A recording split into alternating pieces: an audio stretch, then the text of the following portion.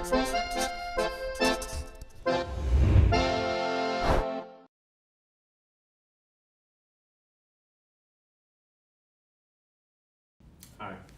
What is machine learning? At AgroCares, we use machine learning to help predict our agricultural information.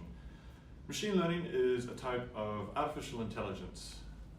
It's a type of process in which patterns and features are identified and made use of to predict future data.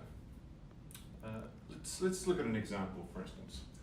Let's say we have a field like this.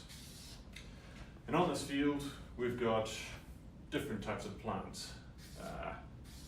Circle plants and plus plants. So what machine learning does is, given a bunch of examples, it tries to identify how these examples relate to one another.